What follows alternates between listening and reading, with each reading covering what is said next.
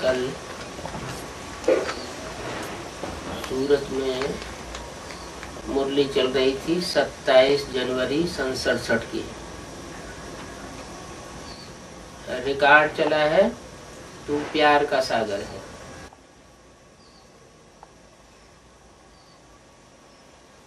और पहले पेज के मध्यांत में बात चल रही थी प्रजापिता ब्रह्मा से कितनी वृद्धि होती है।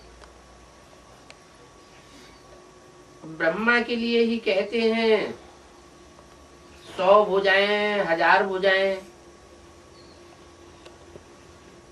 विष्णु व शंकर के लिए इतनी भुजाएं नहीं कहते हैं।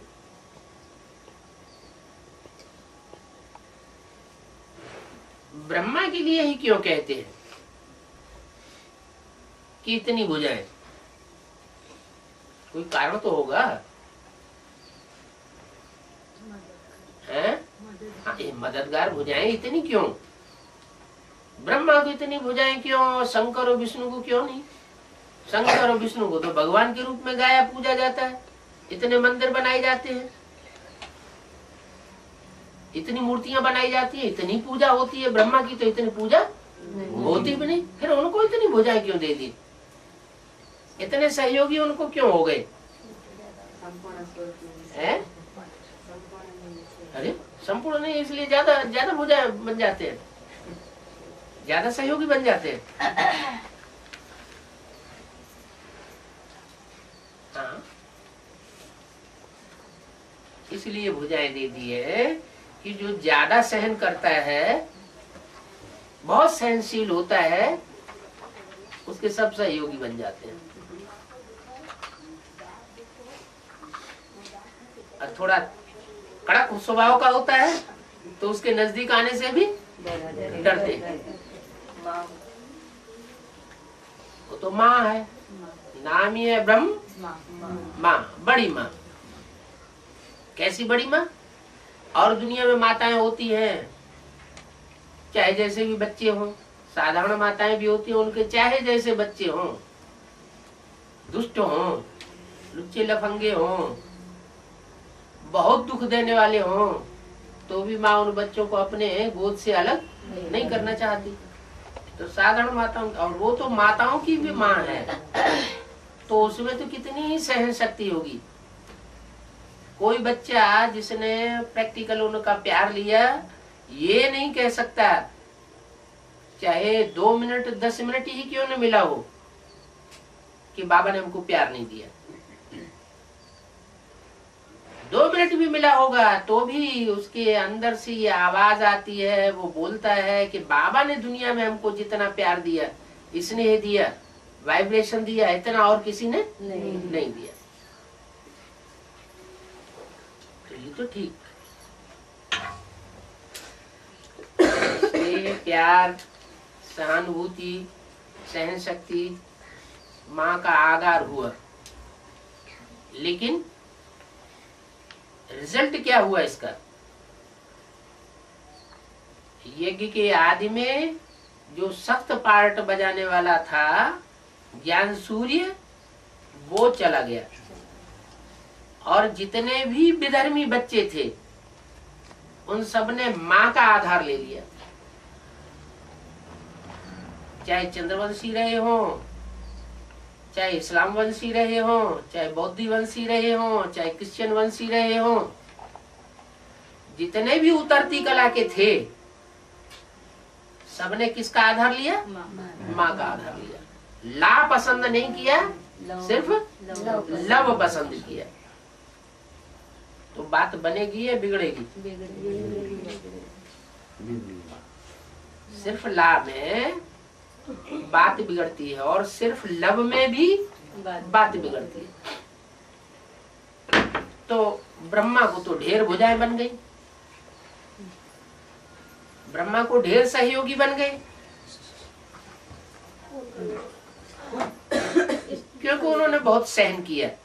इतना सहन किया कि अंत समय में हार्ट भी फेल हो गया। दिल को ऐसा आघात पहुंचा कि वो सहन नहीं कर सके, प्राण पखेरु उड़ गए, इतना भी सहन कर लिया। उसके बावजूद भी बच्चों के प्रति रहम की भावना, इतने साल हो गए शरीर छोड़े छोड़े, तो भी उम्मीद लगी हुई है कि ये बच्चे सुधर जाए। लेकिन कुत्ते की पूंछ 12 साल तक डंडे से बांध के रखी जाए तो भी वो सीधी नहीं होती। क्यों? क्योंकि वो आत्माएं कल्प कल्पांतर कन्वर्ट होती रही है, और कन्वर्ट होकर के भारतवासियों को धोखा दे करके जाती रही है दूसरे धर्म में, दूसरे धर्म खंड में भारत की ग्लानि करवाती रही और दूसरे धर्मों का मान मर्तबा बढ़वाती रही। उनमें संस्कार भरे हुए हैं। इसलिए इसी मुरली में कल की वाणी में बाबा ने बोला, ये बच्चे मेरे काम के नहीं है। कौन? जो बाप की श्रीमत पर नहीं चलते हैं। श्रीमत माना कानून, ला। हमारा कॉन्स्टिट्यूशन कौन सा है? हमारा संविधान कौन सा है? बाबा की वाणी ही हमारा संविधान है, हमारा कायदा कानून है। तो जो कायदे कानून पर नहीं चलते, सिर्फ लव को बहुत महत्व देते हैं, और वो भी लव किसका?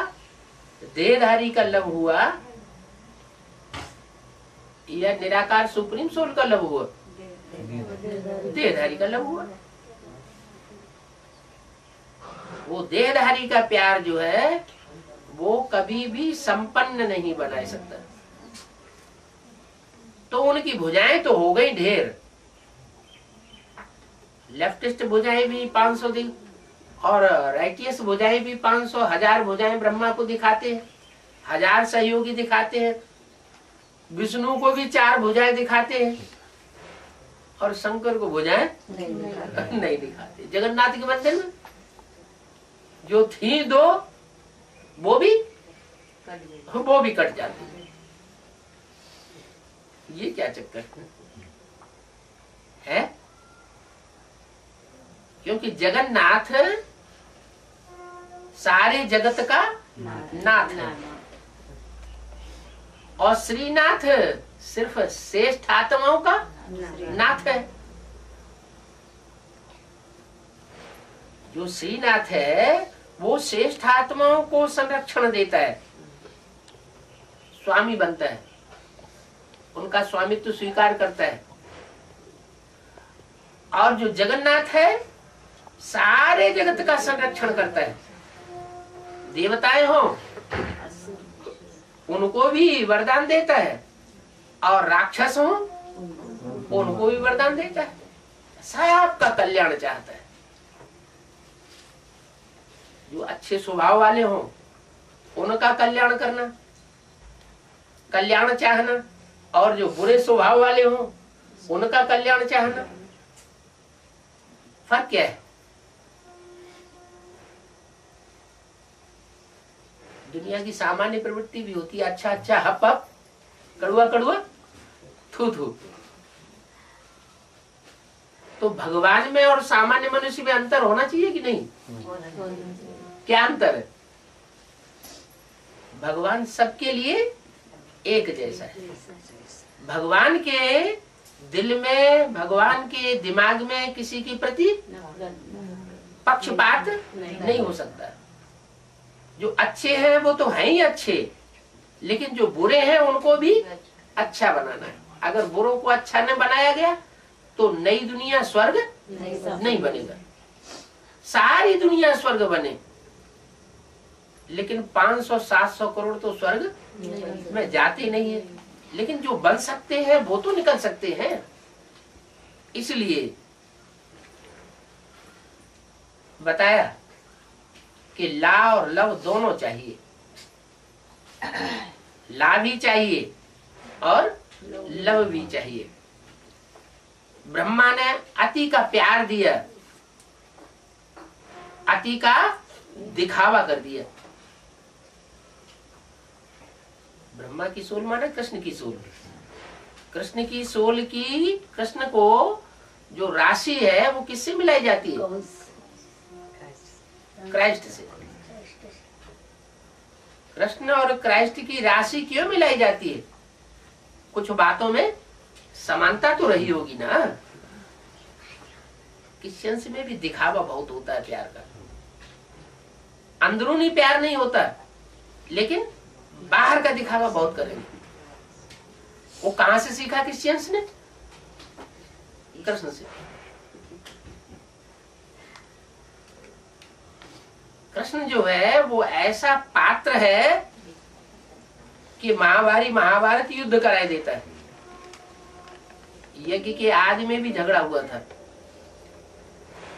बच्चों को अपने फेवर में करने के लिए इतना प्यार दिखाया कि बाप से जुदा हो गए खुद भी, और सारा जीवन दुख भोगा, परेशान रहे और परेशानी में ही शरीर छोड़ दिया। एक कहावत है, जो ज्यादा मीठा होता है वो अपना नाश कराता है। मीठे गन्ने को देखो कोलू में पेरा जाता है। वक्र चंद्रमा ग्रसय न राहु, चंद्रमा टेढ़ा है तो राहु उसके ऊपर आक्रमण नहीं करता। चंद्रमा सीधा साधा हो जाता है, गोल बटोल हो जाता है, चंद्रमा उसके ऊपर आक्रमण कर, वो राहु उसके ऊपर आक्रमण कर देता है। तो न ज्यादा सहनशील होना चाहिए, इतना सहनशील नहीं होना चाहिए कि बौद्धियों की तरह बुद्धू बना कर बैठे। विधर्मियों ने, मुसलमानों ने आक्रमण किया, बीवी बाल बच्चों को उठा के ले जाने लगे और उन्होंने हाथ उठा दिए। ये सहनशीलता हुई? अहिंसा परमो धर्म हुआ या कायरता हुई? ऐसे कायरता कहेंगे। जहाँ सहन करना है वहाँ उतना ही सहन करना है, और जहाँ सामना करना है वहाँ सामना करना भी जरूरी है, नहीं तो बच्चे बिगड़ जाएंगे।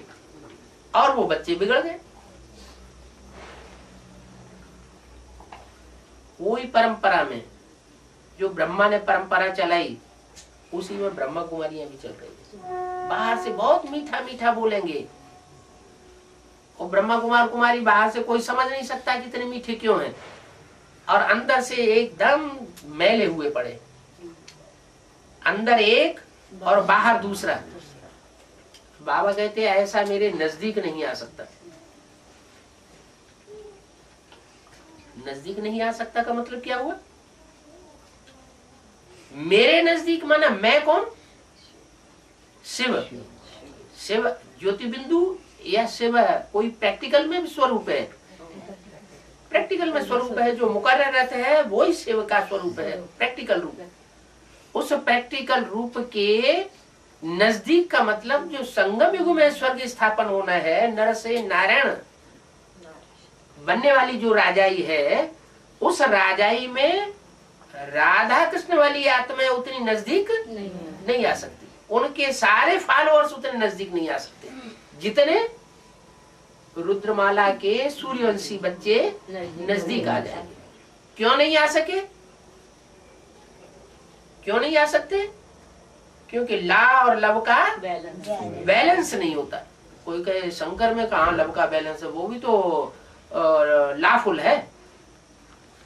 लाफुल ऊपर से देखा जाए तो लाफुल है, लेकिन भक्ति मार्ग में जो यादगार है अर्धनारीश्वर की, आधा पुरुष रूप आधा स्त्री रूप, वो काय की यादगार? वो लव और ला के बैलेंस की यादगार है, जिसको अव्यक्त वाणी में कहा गया है बाप दादा का कंबाइंड रूप है। बाप माना राम, दादा माना कृष्ण। बाप और दादा ये दोनों आत्माएं कंबाइंड रूप में एक शरीर के द्वारा पार्ट बजाती है। दादा माना कृष्ण की सोल, माता के रूप में पार्ट बजाती है। और बाप के रूप में पार्ट बजाता है। दोनों का कॉम्बिनेशन जो है वो अर्धनारीश्वर प्रवृत्ति मार्ग का चैतन्य जीता जागता पुतला कहा जाता है। तो अब समझ में आया कि ब्रह्मा को इतनी भुजाएं क्यों हो जाती है, इतने सहयोगी क्यों बन जाते हैं, और शंकर और विष्णु को इतने सहयोगी नहीं बनते। क्या कारण बताया? वो लव ही लव, ऊपर से दिखावा ही दिखावा, अंदर से चाहे घुल रहे हो, चाहे मर रहे हो, चाहे अंदर से जान निकल रही हो, लेकिन बाहर से दिखावा करना, तो ये आत्मा का घात नहीं हुआ, अपनी जीव घात हुआ ना। आत्मा ने अंदर से दुख भोगा, बाहर से दूसरों को सुख दिया, तो ना उनका सुख होना संपन्न हो सकता है जिनको दिया, और ना अपना संपन्न हो सकता है। सही रास्ता क्या है? सहज मिले सो दूध सम, मांग लिया सो पानी, और खींच लिया सो खून बराबर। वो खींच के जैसे सुख दिया बच्चों, जैसे माँ होती है ना, माँ अपने बच्चों को कैसे परवरिश करती है। सर्दी की रात है, बच्चे ने पेशाब कर दी, पेशाब की साइड में रात भर लेटी रहेगी, और सूखे वो बच्चों को लिटाएगी। तो ये मात्र वात्सल्य का ये नमूना ये पेश किया शिव बाबा ने ब्रह्मा के द्वारा, और दुनिया को ये दिखाया कि माताएं, भारतीय परंपरा में खास माताओं का ये रूप होता है कि बचपन है तो बाप के अधीन है, शादी हो जाती तो पति के अधीन है, पति ने खुदा न खास्ता शरीर छोड़ दिया तो जो बड़े बड़े बच्चे होते हैं वो अपनी हेकड़ी दिखाते हैं, उनके अधीन रहती है। जहां तक वर्षे की बात है, बच्ची को वर्षा मिलता नहीं, अभी मिलने लगा है, क्योंकि जब से शिव बाबा आए हैं तो बच्चियों को भी वर्षा मिलने लगा। उससे पहले 2500 साल का भी बच्चियों को वर्षा भारतीय परंपरा में नहीं मिलता था, हकदार नहीं होती थी, बाप से वर्षा नहीं मिलता था।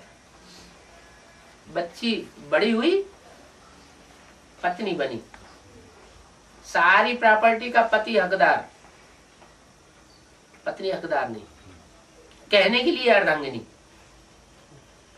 उसके बाद जब बच्चे होते हैं, पति न हो, शरीर छोड़ दे, तो सारी प्रॉपर्टी के बच्चे हकदार, माँ को कोई हिस्सा नहीं। ऐसा क्यों? जब माँ इतना सहन करती है तो ऐसा क्यों? ये सहन करती है या मोह के वशीभूत होकर के सहन करती है? तो मोह विकार है या निर्विकार है? मोह सकल व्याधिन कर मूला, जो जितने भी व्याधियां हैं, बीमारियां हैं, उन सब का मूल है मोह। इसलिए अव्यक्तवाणी में बोला है कि माताएं अगर मोह के ऊपर जीत पाले तो समझो वो जीत गई, विजयी हो गई। तो बोला कि घर में भी ऐसे ही होता है, घर में जो बच्चे आतताई होते हैं ना, वो माँ की तरफदारी ले लेते हैं।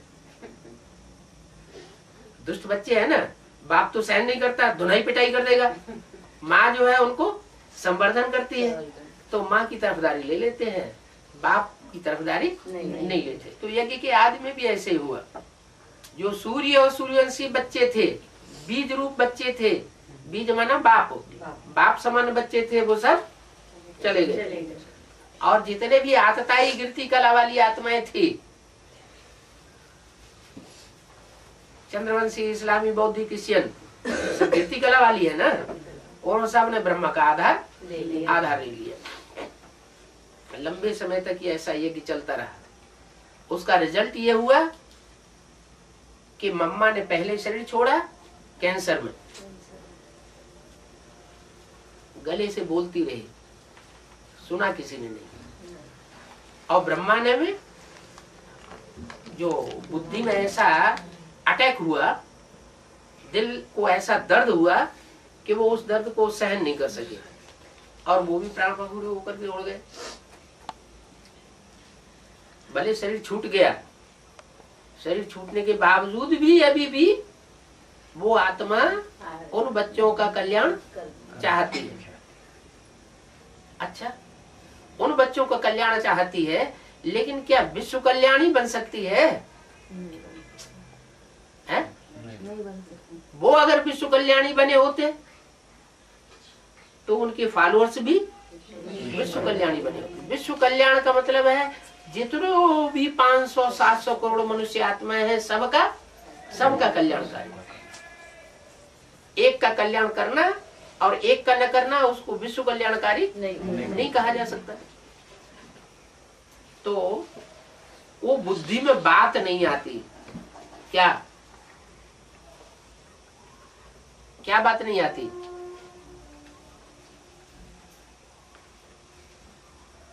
उनकी बुद्धि में ये आ नहीं सकता कि गीता का भगवान कोई दूसरा हो सकता है।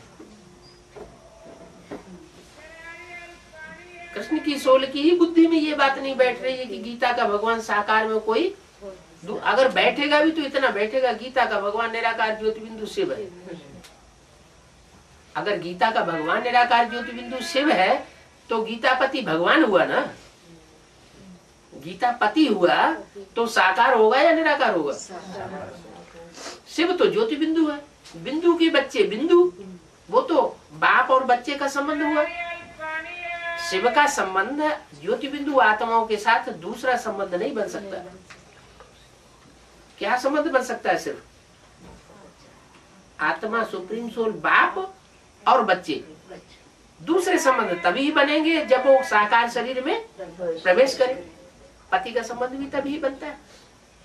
तो जो संबंध बनते हैं उन संबंधों का कनेक्शन इंद्रियों से होता है। कोई न कोई इंद्रियों का स्पेशल विशेष प्यार होता है जिसके आधार पर वो संबंध बनते हैं। तो पति का संबंध जो है वो भी तब ही बन सकता है जबकि वो साकार में सुप्रीम सोल प्रवेश करता है। तो गीता माता भी कोई साकार में है, गीतापति भगवान भी कोई साकार में। यज्ञ के आदि में कोई गीता माता थी, जिस गीता माता में प्रवेश करके परमात्मा शिव ने ब्रह्मा बाबा के साक्षात्कारों का क्लेरिफिकेशन सुनाया। किसको? प्रजापिता को।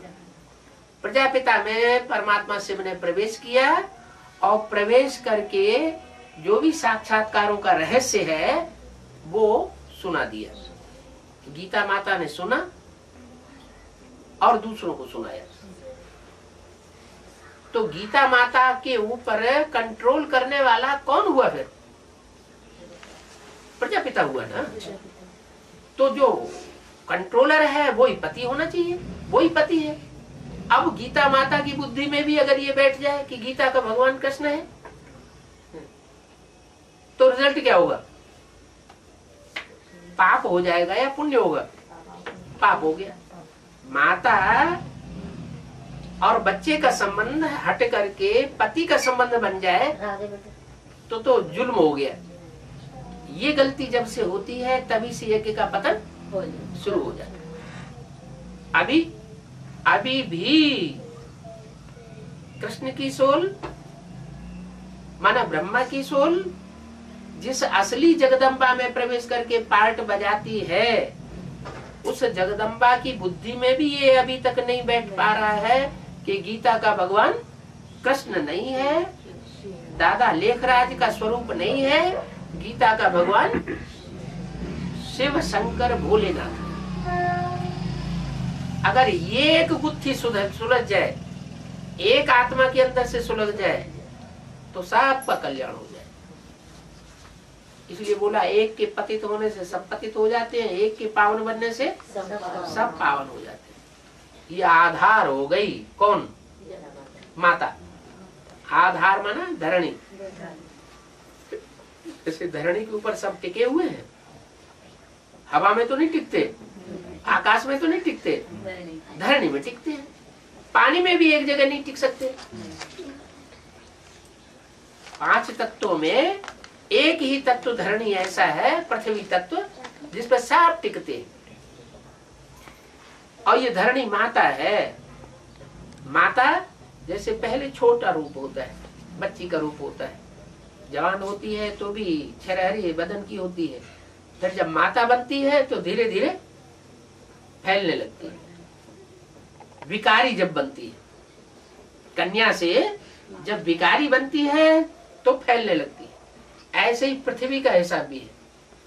जब तक सतयुग त्रेता में कन्या का रूप रहा पृथ्वी का, तब तक निर्विकारी होने के कारण भारत का ही जम्बूद्वीप छोटा सा स्थान था सारी दुनिया में, जहां स्वर्ग में देवी देवताएं पलते थे, छरहरा स्वरूप था। और जैसे ही विकारियों ने प्रवेश किया, इब्राहिम बुद्ध क्राइस्ट ने 2500 साल पहले द्वापर युग में, तो द्वैत कर दिया। ये द्वैतवाद जब से शुरू होता है, दो दो राज्य शुरू हो जाते, दो दो धर्म शुरू हो जाते, दो दो मतें शुरू हो जाती, और आपस में जो विष्णु का रूप था जो सतयुग त्रेता में, वो छिन्न हो जाता है, टूट जाता है। सब पति पत्नी घर घर में आपस में लड़ते झगड़ते रहते, वो विष्णु का रूप बन नहीं सकता। माना उस समय से निवृत्ति मार्ग शुरू हो जाता है, प्रवृत्ति टूट जाती है। ये प्रवृत्ति जो तोड़ना है, उसका कारण क्या हुआ? विकृति, विकार। कन्या जब विकारी बनती है तो विकृत होती है, विकृत होती है फिर दुखी होती है। तो ये पृथ्वी भी पहले सिर्फ भारत खंड थी, दूसरा कोई भी खंड इस पृथ्वी पर नहीं था। जब से ये इस्लामी, बौद्धि, क्रिश्चियन आने लगे, तो इस्लामियों के आने के साथ साथ अरब देश भी ऊपर आ गए। महात्मा बुद्ध के आने के साथ साथ चीन, जापान, ये देश भी, पूर्वी देश भी ऊपर आ गए, पृथ्वी का रूप बढ़ गया। फिर क्राइस्ट आए तो यूरोप और ये अमेरिका भी समुद्र तल से ऊपर आ गए। कितना विस्तार हो गया पृथ्वी का, लेकिन विकृत रूप हो गया। क्या? उतना आकर्षण नहीं रहा जितनी आकर्षण में पृथ्वी या प्रकृति का रूप सतो प्रधान पहले था। सतयुग आदि में कितना सुख देती थी, कोई काम धंधा किसी को नहीं करना पड़ता था, खाना पीना पहनना ओढ़ना सब कुछ मुहैया करती थी प्रकृति। और अब सारा परिवार कमाता है, सारा परिवार नाक रगड़ रहा है पेट के लिए, फिर भी पूर्ति नहीं। और जो खाता पीता है उसमें भी केमिकल मिला हुआ है। वो केमिकल मिला हुआ अन्न, फल और सब्जियां खाने से बुद्धि और ही ज्यादा भ्रष्ट होती जा रही है। वो केमिकल खेतों में भी डाला जा रहा है। केमिकल माना खाद। बाबा कहते हैं सतयुग के बाद त्रेता, द्वापर, कलयुग में खाद पड़ती है। क्या? त्रेता में चांदी की खाद पड़ी। सोने में अगर चांदी मिला दिया जाए तो मिक्स हो गया ना, कीमत कम हो गई। द्वापर में तांबे की खाद पड़ी और कीमत कम हो गई। फिर कलयुग में लोहे की खाद डाल दी। ऐसी विकृत आत्माएं ऊपर से उतरती हैं तो और ज्यादा विकृति आ गई। तो ये खाद पड़ने से जो धरणी है वो बंजर बनेगी या उपजाऊ बनेगी? ये धरणी बंजर होती जा रही है। इस वर्ष जितना खाद डाली जाए, यूरिया डाली जाए, यूरिया नाम दिया। क्या? यूरिन। यूरिन से बनता है यूरिया। यूरिन माने पेशाब। पेशाब की औलाद है ना। आज की दुनिया किसकी औलाद है? पेशाब की औलाद। सतयुग में किसकी औलाद होती थी? श्रेष्ठ इंद्रियों की औलाद होती थी, दिव्य दृष्टि की औलाद। दृष्टि दिव्य हो गई थी देवताओं के, बड़े बड़े नेत्र अच्छे अच्छे दिखाई जाते हैं आज भी। तो वो जो श्रेष्ठ औलाद पैदा होती थी उसमें वाइब्रेशन कितना अच्छा होता होगा। उस वाइब्रेशन से प्रकृति के 5 तत्व सब सुहाने बन गए थे। आज हर आदमी, हर आत्मा, हर एक दूसरे को संशय की दृष्टि से देखती है। जब संशय पैदा होगा तो संशय आत्मा विनश्यति, खुद भी विनाश की ओर जाएगी और दूसरों को भी विनाश की ओर ले जाती है।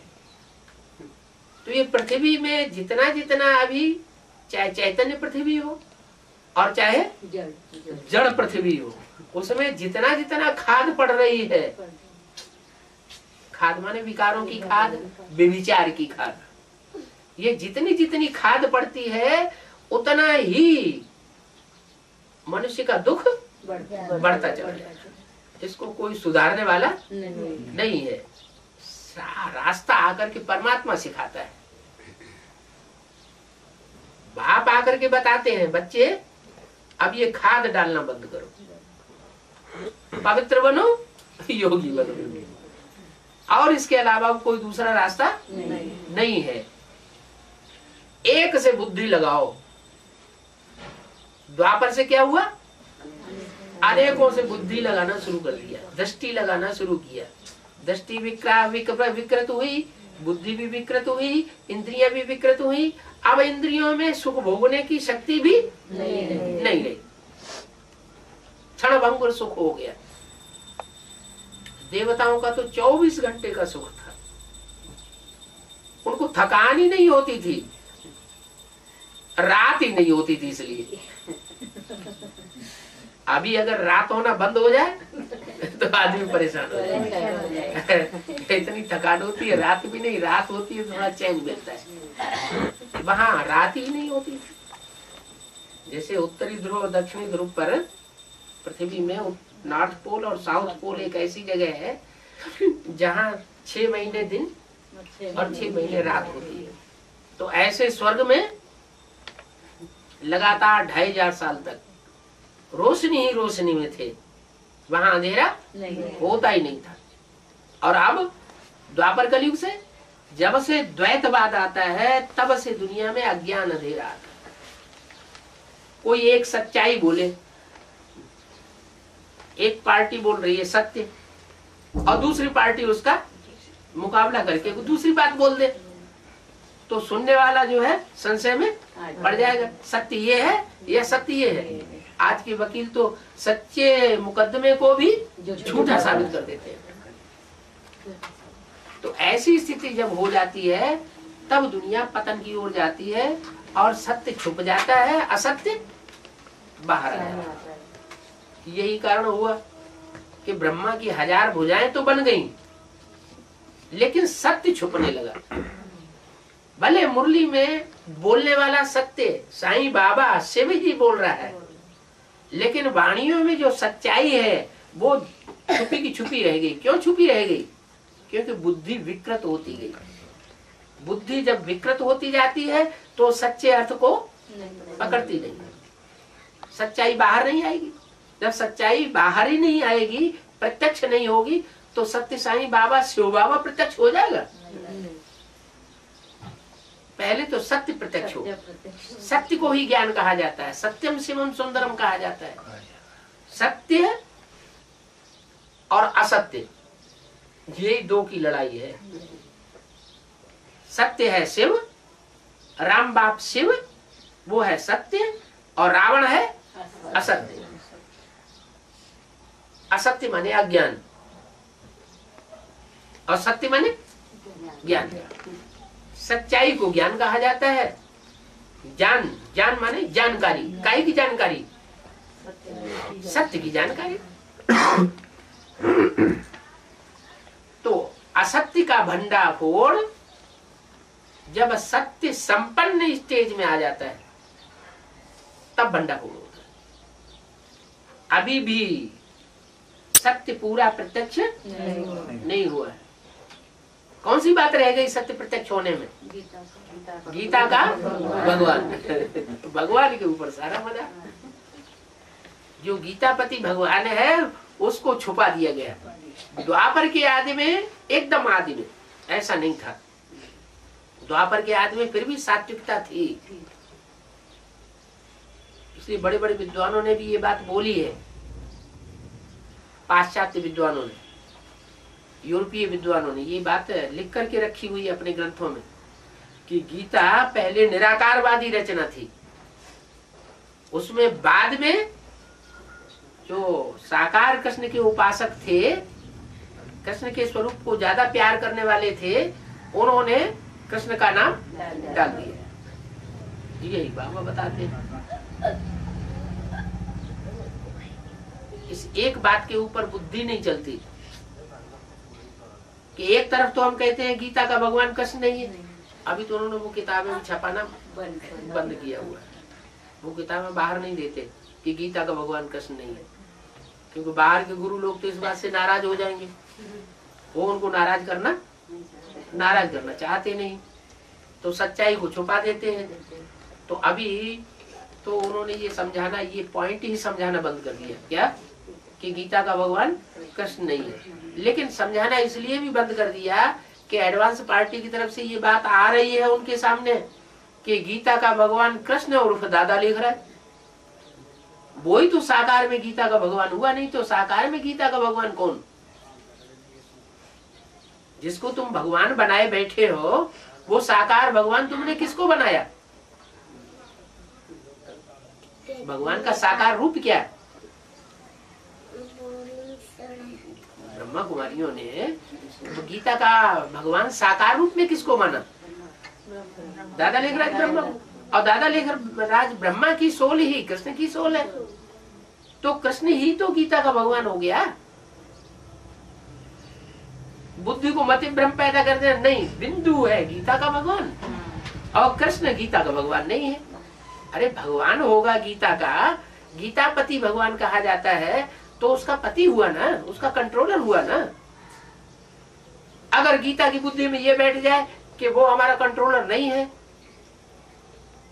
कृष्ण ही हमारा कंट्रोलर है, तो किसकी मत पर चलेगी? बच्चे की मत पर चल पड़ेगी। और बच्चे की मत पर चलेगी तो बच्चे ही होते हैं। चाहे वो ब्रह्मा की सोल हो, चाहे वो इब्राहिम की सोल हो, चाहे क्राइस्ट की सोल हो, ये सब बच्चे हैं सब देहधारी बच्चे। देहधारियों की मत पर चलने से, देहधारियों से प्यार करने से रिजल्ट नीचे गिरने का होगा, ऊंचे उठने का नहीं हो सकता। ऊंचा तभी उठा जा सकता है जब उस निराकारी स्टेज में रहने वाले संपन्न स्वरूप को पहचाना जाए। तो वो संपन्न स्वरूप उसके लिए बना है ऊंचे ते ऊंचे शिव बाबा। उसको कोई जानते ही नहीं, कोई जानते नहीं है। माने जो जानने वाले हैं उनकी बुद्धि में संशय निश्चय आता रहता है। अभी अभी निश्चय पैदा होता है कि यही भगवान का साकार सच्चा स्वरूप है, और अभी अभी अनिश्चय पैदा हो जाए। इसलिए मुरली में बोला, शंकर का पार्ट ऐसा वंडरफुल है जो तुम बच्चे भी समझ न सकोगे।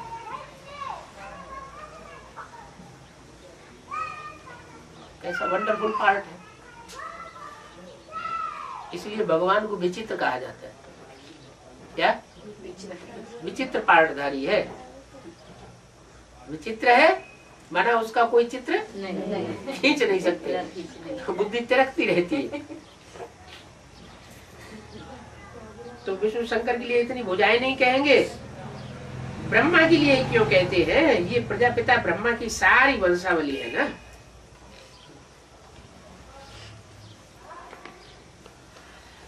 भुजाओं की बात नहीं है, किसके लिए ना? प्रजापिता की बात बताई कि प्रजापिता की भुजाएं नहीं कहेंगे 500 करोड़ 700 करोड़ भुजाएं हैं कि सब उसके सहयोगी बनते हैं। उसके सहयोगी नहीं बनते। किसके सहयोगी बनते? ब्रह्मा के सहयोगी बन जाते हैं। वो भल कहते हैं कि 1000 भुजाओं वाले ब्रह्मा, परंतु अर्थ थोड़ा ही समझते हैं कि 1000 भुजा का ब्रह्मा का अर्थ क्या है। सुनने वाले भी कि हाँ हाँ करते रहते हैं। तुम अब प्रैक्टिकली में देखो कि ब्रह्मा की कितनी भुजाएं हैं। प्रजापिता ब्रह्मा की वंशावली तो बहुत है, बेहद की वंशावली है। माने 500-700 करोड़ इतनी बड़ी वंशावली और किसी आत्मा की होती नहीं। क्राइस्ट के भी 100-150 करोड़ फॉलोअर्स होंगे इस दुनिया में, फिर भी जितनी प्रजापिता की वंशावली है उतनी क्राइस्ट की भी नहीं हो सकती। बेहद की वंशावली है। और ये है भुजाएं, क्या ये 500 करोड़ नहीं है, कितनी है? 1000 भुजाएं गाई हुई है। हाँ, ये है भुजाएं। इस समय 500 करोड़ मनुष्य है साकार में, लेकिन 500 करोड़ मनुष्य एक के सहयोगी नहीं बनते।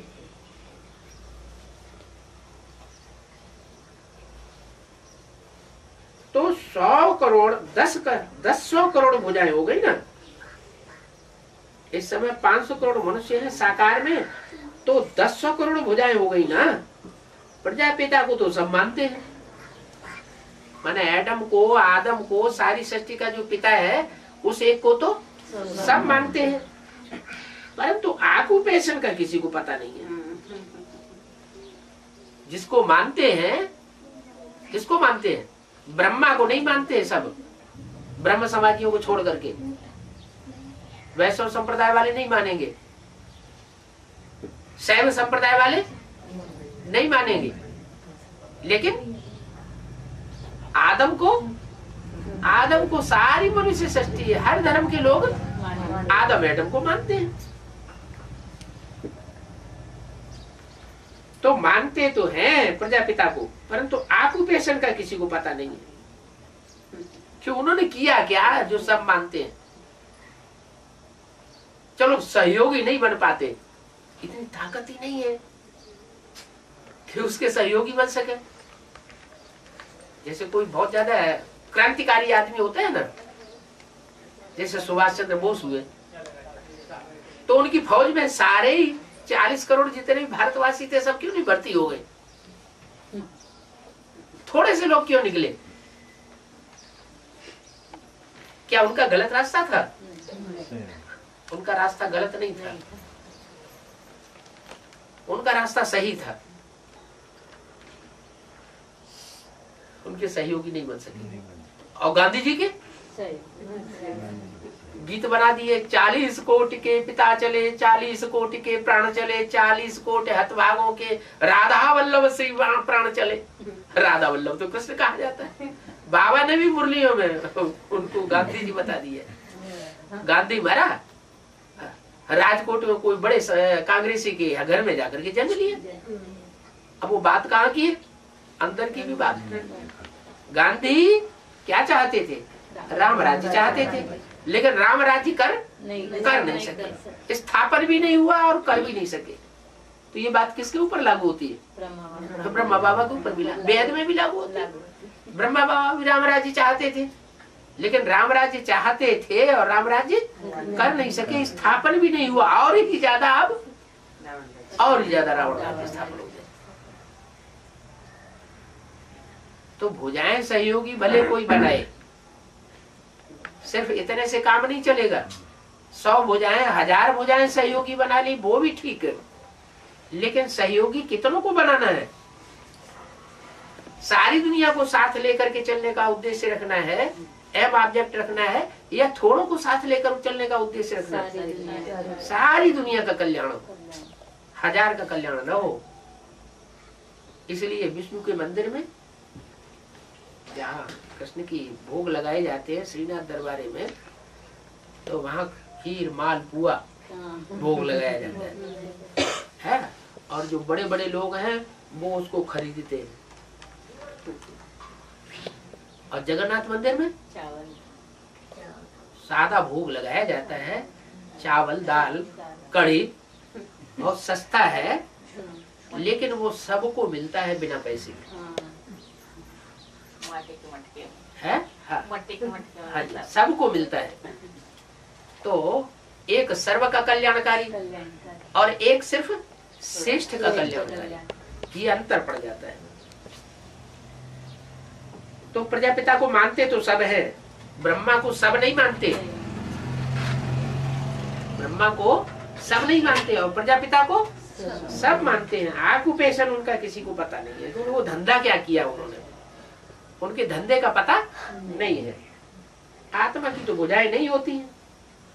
क्या तो भुजाएं शरीरधारी की होती है या आत्मा की होती है? शरीरधारी होगा तो भुजाएं होंगी, शरीरधारी होगा तो कोई मददगार बनेगा।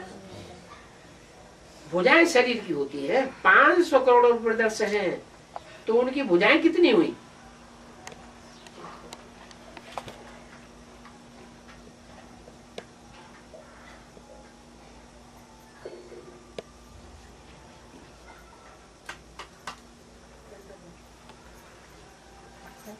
पांच सौ करोड़ ब्रदर्स हैं तो उनकी भुजाएं कितनी हुई? 10 करोड़ हो गई ना? है हिसाब तो बुद्धि में आता है ना। जब कोई पूरी रीति ज्ञान को समझ जावे तो बाद की ये सब बातें हैं। पहले पहले तो मुख्य बात एक ही है।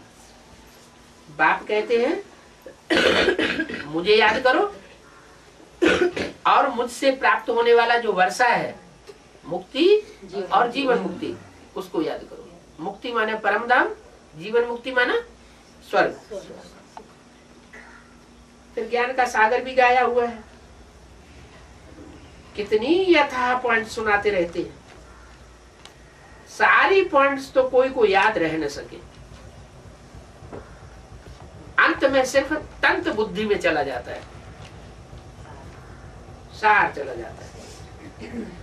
पिछाड़ी में तंत्र रह जाता है। क्या तंत्र रह जाता है? अभी तो ज्ञान का विस्तार हुआ। जब अंत होगा, संपन्न बनने की स्टेज आएगी, तब क्या रह जाएगा? मन मना। मैं आत्मा बिंदु, मेरा बाप ज्योति बिंदु, विस्तार सारा खलास। तो ज्ञान का सागर कृष्ण नहीं हो सकता है। सागर माना बहुत विस्तार वाला। पृथ्वी तो है विस्तार वाली, लेकिन दुनिया में देखा जाए तो पृथ्वी का हिस्सा ज्यादा है, सागर का हिस्सा ज्यादा है। 3 हिस्सा में सागर फैला हुआ है और 1 हिस्सा में पृथ्वी फैली हुई। तो बोला ज्ञान का सागर कृष्ण तो हो नहीं सकता, कह नहीं सकेंगे। वो तो रचना है, रचता तो एक ही है। वो ही सबका बाप हो गया। कौन है? सबका बाप कौन हो गया? कौन सी सोल है जो सबका बाप हो गई? है शिव। वो रचता है। रचता तो वो होता है जो रचना रचता है नई। जो रचना पहले नहीं थी वो रची। जैसे मिट्टी कोई रचना थोड़े ही है, मिट्टी तो हमेशा ही है, हमेशा ही रहेगी। 5 तत्व तो कभी खत्म नहीं होते। लेकिन मिट्टी में से जो घड़ा बनाया, वो घड़ा बनाया, घड़े की रचना हुई, तो घड़ा रचना कही जाएगी और कुम्हार रचयिता कहा जाएगा। तो शिव तो सदा है ही है। शिव रचयिता होने की बात नहीं। और किसको रचेगा? आत्मा को रचेगा। आत्मा भी सदा है ही है, अनादि है। उनकी रचने की बात ही नहीं। लेकिन शिव जब साकार में किसी में प्रवेश करता है तब रचयिता। तो रचयिता है नई दुनिया का। अभी नई दुनिया नहीं है, अभी नई दुनिया नहीं है। ब्रह्मा के द्वारा नई दुनिया नहीं बन सकती। क्या भाव है अंदर से? क्यों नहीं बन सकती? क्यों नहीं बन सकती ब्रह्मा के द्वारा नई दुनिया? क्योंकि अंदर से भाव भरा हो ये सब मेरे बन जाए, क्या मेरे सहयोगी बन जाए। तो स्वार्थ आ गया ना। ये जो स्वार्थ आ जाता है वो परमार्थ सिद्ध नहीं होने देता। निस्वार्थ इस दुनिया में कोई नहीं है। भक्ति मार्ग में भी कहा है सुर नर मुनि सबकी यह रीति, सारथ लाग करें सब प्रीति। क्यों? जिनको रथ होगा उनको स्वार्थ जरूर होगा। रथ माना शरीर, रथ नहीं है जिसको, वो सिर्फ एक है। कौन? शिव। तो जब रथ ही नहीं है तो रचयिता कैसे? वो कोई न कोई रथ में, वो उस जितने भी 500-700 करोड़ मनुष्य हैं, उन 700-500 करोड़ मनुष्यों में से, आत्माओं में से कोई तो आत्मा ऐसी होगी जो उसके समान बनने वाली हो, निराकारी बनने वाली हो। ऐसी ही आत्मा में वो आकर के प्रवेश करके मुकर्रर रथ धारण कर ले, और मुकर्रर रथ धारण करके उसके द्वारा वो पुरानी दुनिया को नई दुनिया बनाता है।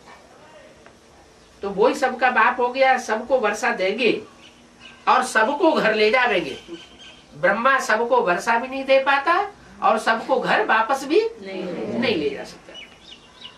बाप का तथा आत्माओं का घर है ही साइलेंस होम। ये बाप का भी घर है क्या? Silence home.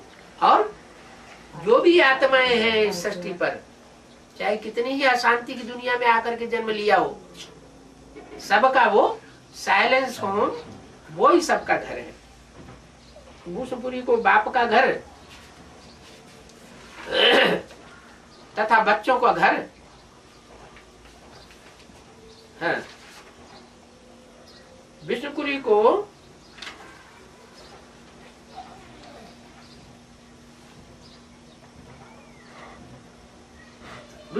बाप का घर नहीं कहेंगे। बाप का घर है विष्णुपुरी। विष्णुपुरी माने सुखधाम। वो बाप का घर नहीं है। घर किसका है? शिव बाबा घर का। शिव बाबा ने बनाया। शिव बाबा जो है जिस साकार में आता है उसके द्वारा नई दुनिया सुखधाम बनाता तो है, लेकिन उसका घर नहीं। अगर घर होता तो रहता। शिव जो है वो स्वर्ग में रहता है क्या? नहीं रहता ही नहीं। तो उसका घर कहाँ हुआ? नहीं। वो कहाँ रहता है? परम धाम में, शांति धाम में, साइलेंस होम में। तो साइलेंस होम बाप का घर है। और ये नहीं कहेंगे कि बच्चों का घर है। क्या बच्चों को घर नहीं कहेंगे साइलेंस होम को? बच्चों का भी घर है, बाप का भी घर है। सब वहां जाके शांति अनुभव करते हैं। जैसे कोई घूमने जाए, पर्यटन करने जाए, राज्य में चक्कर लगाने जाए तो थोड़ा घूमने फिरने में तकलीफ होती है। घर में आता है तो चैन से रहने का अनुभव करता है। तो ऐसे ही शिव भी सृष्टि पर आकर के, इस पतित दुनिया में आकर के कहते हैं मेरे को ऐसे पतित बच्चों में आना पड़ता है। इन पतितों का साथ निभाना पड़ता है। इनको दृष्टि देनी पड़ती है। मजबूरी है, पड़ती है मैंने मजबूरी है। लेकिन उन्हें चैन तब मिलता है जब वो वापस परम धाम जाते हैं। तो विष्णुपुरी को बाप का घर नहीं कहेंगे, घर है मूल वतन। क्यों? विष्णुपुरी इतना सुखधाम, वहां बाप का घर क्यों नहीं है? वहां बाप रहना पसंद क्यों नहीं करते?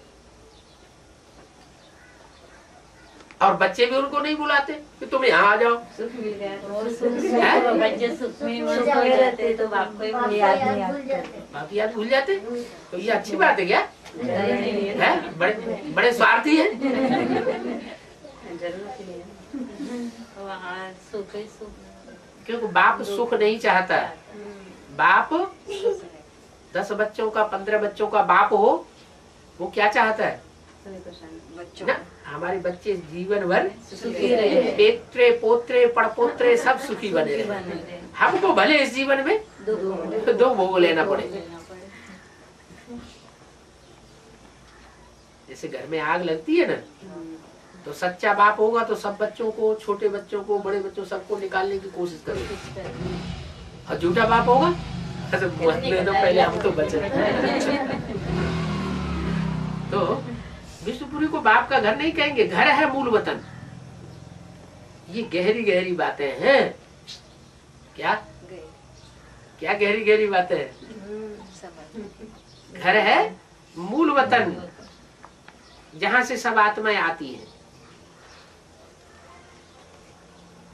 इन गहरी गहरी बातों को सेंसिबल बच्चे ही समझ सकेंगे और धारण कर सकेंगे।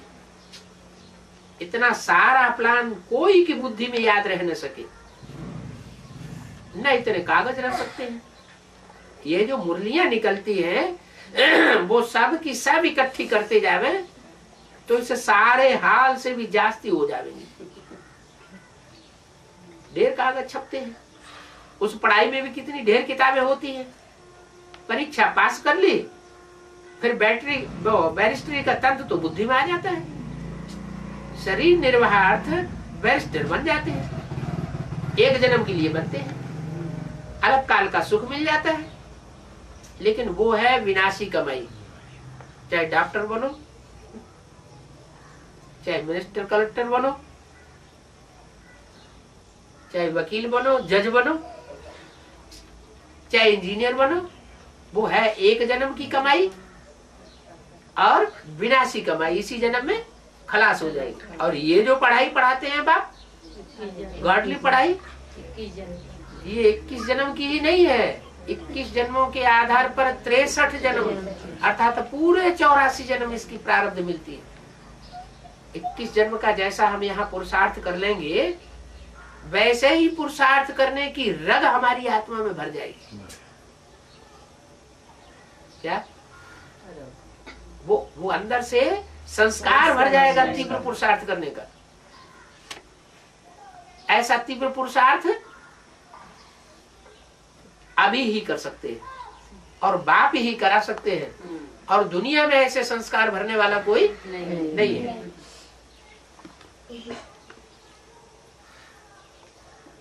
तो वो सब विनाशी कमाई कराते हैं, विनाश के नजदीक आते जाते हैं, विनाशी कमाई कराते जाते हैं और विनाश के नजदीक आते जाते हैं,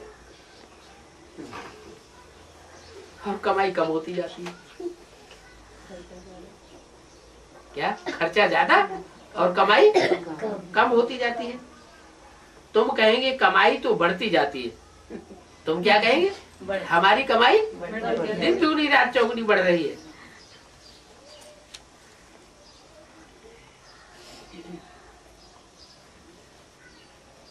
तुम कहेंगे कमाई तो बढ़ती जाती है, और ये तो सब खत्म हो जानी है। जो विनाशी कमाई है वो सब खत्म हो जानी। आगे राजाओं आदि की कमाई चलती थी, अब तो वो भी नहीं है। थोड़ा बहुत जिनके पास है भी, वो भी छीन लेंगे। क्या अभी सरकार गवर्नमेंट कैसी होती जा रही है? खाऊ होती जा रही है। जो भी है गरीब और गरीब होते चले जा रहे हैं, और गिने चुने साहूकार और ज्यादा साहूकार होते जा रहे हैं। दुनिया में साहूकारों की संख्या ज्यादा है या गरीबों की संख्या ज्यादा है? गरीबों की संख्या बढ़ती जा रही है, साहूकारों की संख्या घटती जा रही है।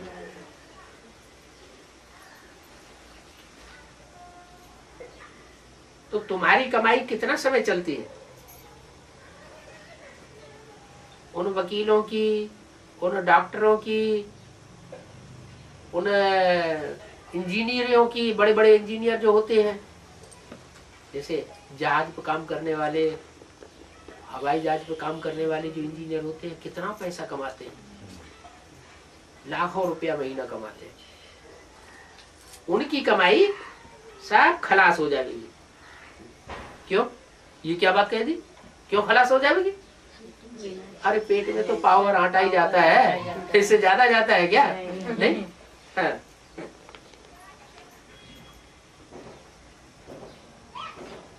वो सब कमाई खत्म हो जानी है। आगे राजावाद की कमाई चलती थी, अब तो वो भी नहीं रहे। थोड़ा बहुत जिनके पास है वो भी छीन लेंगे।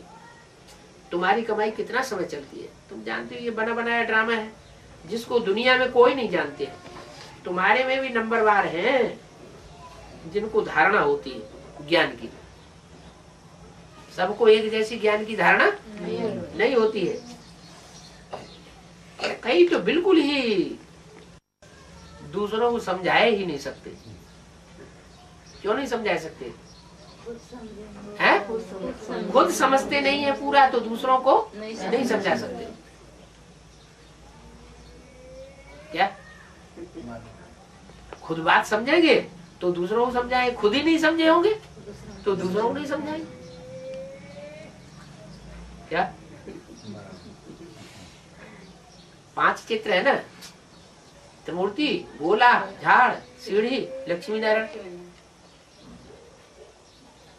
मुरली में बोला है, मेरे नजदीक रहने वाले बच्चे भी मेरे को नहीं पहचान पाते। मम्मी से ज्यादा, बड़ी मम्मी से ज्यादा नजदीक तो कोई रहा नहीं बाबा के पास। उन्होंने भी सब चित्रों की समझानी दी, गोले की समझानी दी, झाड़ की समझानी दी, लक्ष्मी नारायण के चित्र की समझानी दी, सीढ़ी के चित्र की समझानी दी, त्रिमूर्ति के चित्र की समझानी कभी नहीं। क्यों?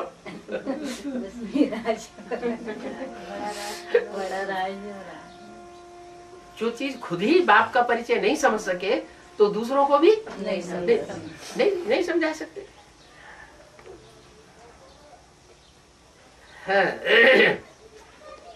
ओम शांति। बाबा खुद ही सब बता देते हैं, हम खुद ही बता देते हैं सभी प्रश्न का। हम प्रश्न चित्त क्यों बने, हम तो प्रसन्न चित्त बने। मुझे सभी मिल जाता है। ठीक।